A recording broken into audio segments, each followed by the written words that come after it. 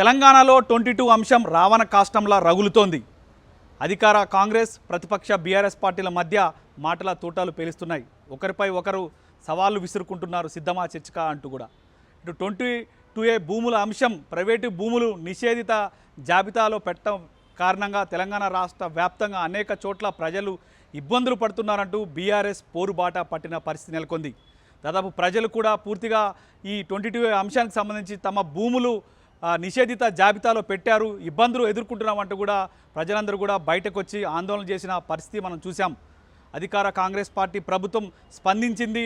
మంత్రి రెవెన్యూ శాఖ మంత్రి పొంగులేటి శ్రీనివాస్ రెడ్డి ప్రెస్ మీట్ పెట్టి మరి అధికారుల తప్పిదం వల్లే ఈ విధంగా జరిగిందంటూ వెంటనే సమస్యని సరిదిద్దుతున్నాం, ప్రజలెవరూ ఆందోళన చెందాల్సిన అవసరం లేదు, మీ భూములు ఎక్కడికి పోవు, అన్నీ కూడా రిజిస్ట్రేషన్ చేసుకోవచ్చు, త్వరలోనే మీరు ఇచ్చిన దరఖాస్తుల ఆధారంగా వెరిఫై చేసి నిషేధిత జాబితా నుంచి తొలగిస్తామంటూ కూడా ఇటు రెవెన్యూ శాఖ మంత్రి పొంగులేటి శ్రీనివాస్ రెడ్డి స్పష్టంగా చెప్పినప్పటికి కూడా ఇటు ప్రతిపక్షాలు మాత్రం ఆందోళన చేస్తూనే ఉన్నాయి. ప్రధానంగా చూసుకుంటే బీఆర్ఎస్ దీని మీద చాలా విధంగా ఫోకస్ పెట్టిందనే చెప్పుకోవాలి.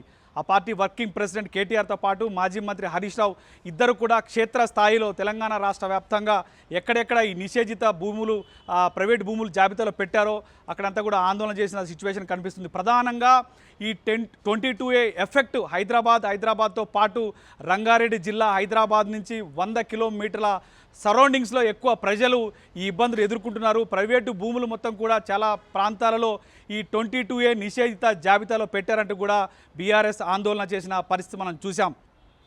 సో దీంతో పాటుగా కాంగ్రెస్ పార్టీ కూడా అనేక సార్లు క్లారిటీ వస్తున్న పరిస్థితి మనకు కనిపిస్తుంది. ఇప్పుడు సీన్ ఇక్కడి నుంచి ఢిల్లీకి మళ్ళింది. ఇటు పూర్తిగా మాజీ మంత్రి హరీష్ రావు ఈరోజు రాహుల్ గాంధీకి బహిరంగ లేఖ రాశారు. ఆ లేఖలో పూర్తిగా ప్రభుత్వాన్ని తప్పుబట్టారు.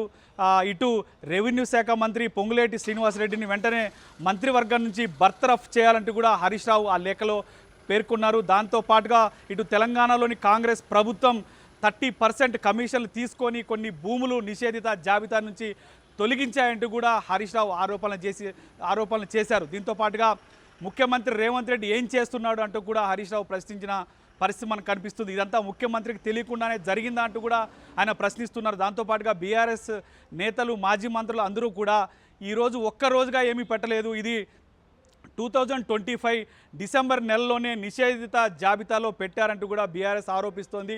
గతంలోనే మంత్రి కోమటిరెడ్డి వెంకటరెడ్డి చేసిన వ్యాఖ్యలను కూడా గుర్తు చేసిన సిచ్యువేషన్ కనిపిస్తుంది.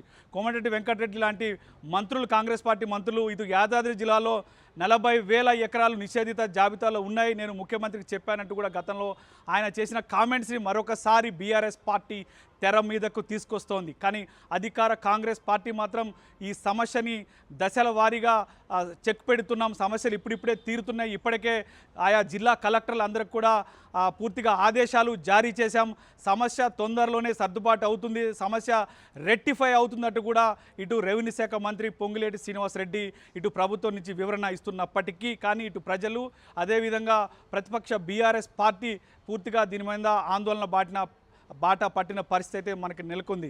సో ఇప్పుడు చూడాలి, హైదరాబాద్ నుంచి ఓవర్ టు ఢిల్లీ అయింది, కాంగ్రెస్ పార్టీ అధిష్టానం దగ్గరికి వెళ్ళింది, లోక్సభ పక్ష నేత రాహుల్ గాంధీకి బీఆర్ఎస్ మాజీ మంత్రి హరీష్ రావు బహిరంగ లేఖ రాశారు. చూడాలి రానున్న రోజుల్లో ఈ 22A అంశం మరిన్ని మలుపులు తిరుగుతుందో.